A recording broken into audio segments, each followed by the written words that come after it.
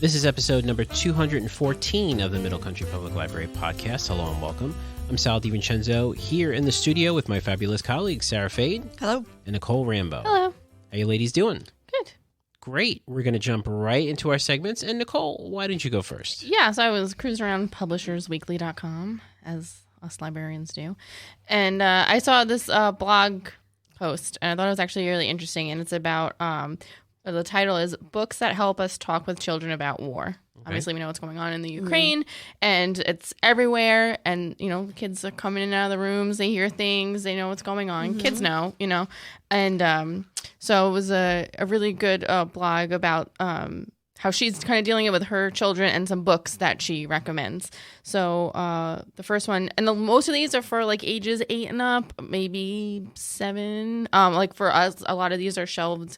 This one is shelved in our nonfiction. The other ones are in like picture books for older readers. So These are for like a little bit older kids, not like 5 and under. That's like a different type of like how you would talk to them. But this one's called The Wall, and it's by Peter Sis. And he's a Czechoslovakian, and it's about living in Czechoslovakia under like Soviet rule and like the wall coming down and stuff like that. It was a really good book. I read it. The Day the War Came, and this is based out. This is for like ages 6 to 9. Effects of war starts with a little girl whose cheerful school day is suddenly and irrevocably disrupted by war, and it follows her journey to a safe place.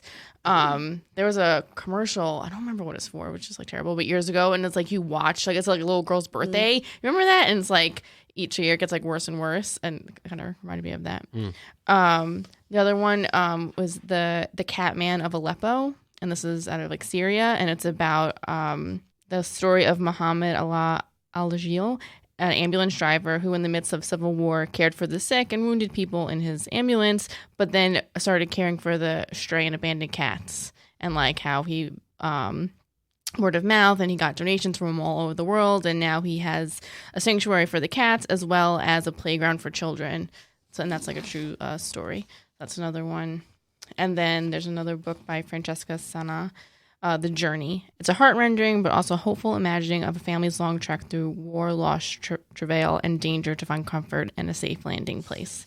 So those are some of the books that this author of the blog recommends, and they are, I've read, or at least like flipped through them. I was looking at them, and we have them, and they are good. Great. There's another website I found. It's called akidsco.com, and these are all books for kids, and it's like a kid's book about whatever. And there's one now, and it's called a kid's book about war. Oh, okay. And it's written by it's for free. You can read it for free, and they have it online in a bunch of different formats. Oh, nice. Yeah, and it's written by an Emmy Award-winning journalist who's covered like war and stuff in the past. So, obviously, these books, you take them out or look at them first, I would suggest. You know what I mean? So you know what's coming, you know, and then you can sit down with your kid and read them. There's also an article from the American Psychological Association about talking to kids about the war in Ukraine, and kind of just walking you through like what to expect, or what, questions that you should ask, and how you should share information. Make sure you're always like focus on the helpers. That was like a famous Mr. Rogers quote, right? He's like, my mom always said to look for the helpers, humanitarian workers, volunteers, people, like talk about them. We talk about like giving back, like donations and UNICEF and those kind of things. And that book, I said, that was free. It is free to read, and if you wanted to give a donation, it goes to UNICEF. That's nice. And then there was another one out of PBS, another blog about this. And she lists some books as well. She also says, like, get out a map so they can kind of see what, like where it's happening and stuff like that. What is a refugee? And this is for the younger ones. This is ages 3 to 7, which is like the youngest that I saw. And that's by Elise Gravel. This book is a simple, accessible introduction to what it means to be a refugee. Lubna and Pebble, written by Wendy Medor and illustrated by Daniel Ijunis. A young girl holds onto her special pebble at a refugee camp, only to give it to a child who needs it even more. And then Lost and Found Cat, the true story of Kunkush's incredible journey. And this is written by Doug Kuntz and Amy Schroeds. A true story of how aid workers in Greece helped an Iraqi refugee family reunite with their beloved pets. A lot of them are going to have pets in them. I feel like pets are a big, because it's kids and, and pets and kids are a big topic. So, so those are some things that I found. I thought that they were good, like reputable sources, and some books in case your kids do bring it up. Like I said, they see, what's going on. They know, something's going on. Yeah. They don't know what exactly. So it's good to talk to them about it. And now you have some places to start, you know what I mean? And kind of know, not what to say, but you know what I mean? Kind of like how to explain it. And, Sure. Yeah. And it's great that we have those resources here at the library. And we'll put those in the show notes. Great. Thank you, Nicole. Yep. Sarah, what's happening this week? Well, we all know that we had daylight saving time. Yeah. Right? Yeah. So, and then the news with daylight saving time, right? So, for those, just to go over a little bit of history about why we started this lovely tradition. So, daylight saving time, also called summer time, is a system for uniformly advancing clocks so as to extend daylight hours during conventional waking time in the summer months. In countries in the northern hemisphere, clocks are usually set ahead 1 hour in late March or in April and are set back an hour in late September or in October. Several countries, including Australia, Great Britain, Germany, and the U.S., adopted summer DST during World War I to conserve fuel by reducing the need for artificial light. So that's why we did it. Okay. During World War II, clocks were kept continuously advanced by an hour in some countries. An example in the U.S. from February 1942 to September 30, 1945. In England, used double summertime during part of the year, advancing clocks 2 hours from standard time during the summer and 1 hour during the winter months. Now, that's even trickier. That's kind of strange, yeah. Yeah. In the U.S., daylight savings time formally began on the last Sunday in April and ended in the last Sunday in October. But in 1986, the U.S. Congress passed a law that beginning the following year, moving up the start of daylight saving time to the first Sunday in April, but kept its end date the same. So in 86, it changed. Changed, okay. In 2007, daylight saving time changed again in the U.S. as the start date was moved to the second Sunday in March, which we have now, and the end date to the first Sunday in November. In most of the countries of Western Europe, daylight saving time starts on the last Sunday in March and ends on the last Sunday in October. So we've been messing with time and daylight for quite a bit. However, that said, and now the consequences. Yeah, we have messed with it again. So as you know, the U.S. Senate approves bill to make daylight saving time permanent. All right. Which is the right now time. Right now. Like so what we're in. Falling back. We're staying. Yes. So, okay. Here we go. Ready? The U.S. Senate on Tuesday, so that was the 14th, March 14th, passed legislation that would make daylight saving time permanent starting in 2023. So we'll fall back again. One more time. That's what I'm assuming, and then go ahead one more time. And then permanently. And permanently stay that way. Ending the twice annual changing of clocks in a move promoted by supporters advocating brighter afternoons and more economic activity. Yeah. So the Senate approved the measure called the Sunshine Protection Act. Nice. And I like it was unanimously by voice vote. So it's the first step. It's not like it's the House of Representatives, which has held a committee hearing on the matter, must still pass the bill before it can go to President Biden to sign. Okay. The White House has not said whether Biden will support it, though. Okay. So but they're pushing for this. I think this is a bipartisan bill here, right? Yeah. And they said, supporters said that this would not take place until November 2023 after they get adequate input from airlines and broadcasters. Well, the airline schedule thing is the reason why they're doing it for 2023. Yeah. Because they bake those schedules in much farther in advance than we think. Right. So they have to schedule all that ahead of time. And so they say the change would help enable children to play outdoors later and reduce seasonal depression, according to supporters. Mm-hmm. So it's just something that might be happening. However, the National Association of Convenience Stores oppose the change. Why? They say we should not have kids going to school in the dark.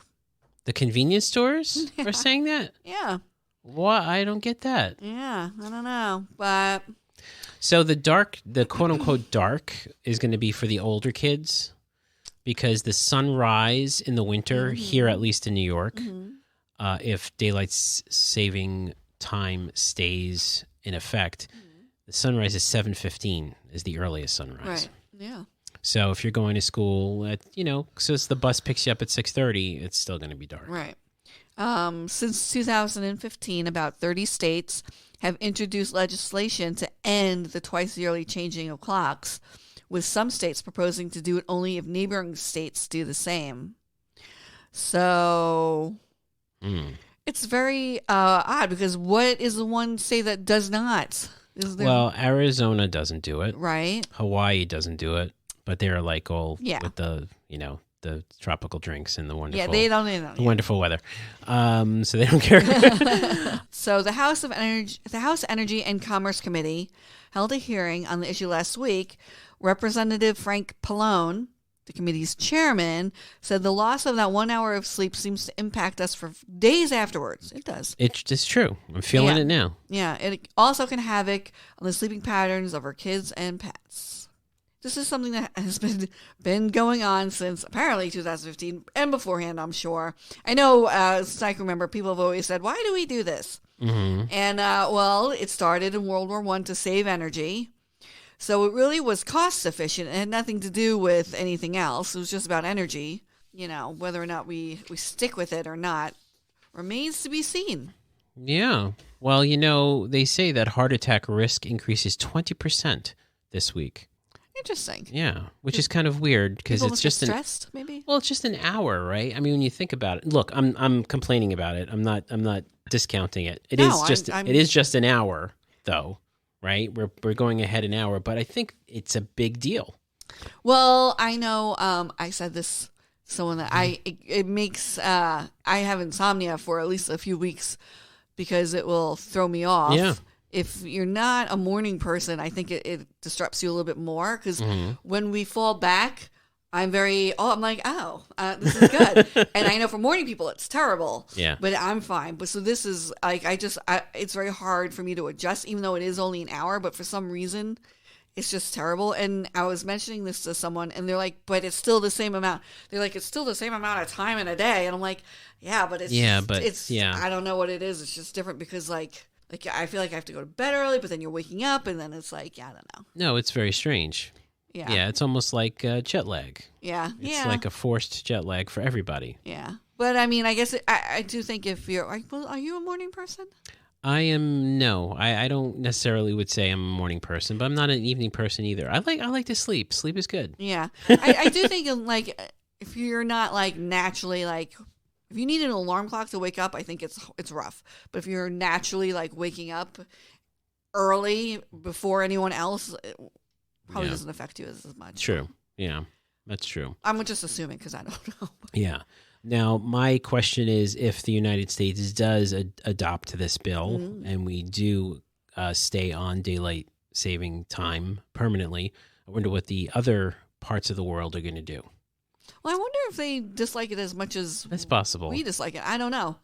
It's very odd. I still don't understand. When you lived in Arizona and everyone jumped ahead and moved back, were you like, wait a minute? Well, this is what was weird about it. So sometimes we were 3 hours difference, and sometimes we were 2 hours difference. It's very and sometimes we were the same as California, and I think other times we weren't. Yeah, it was very strange. Yeah. Yeah. So...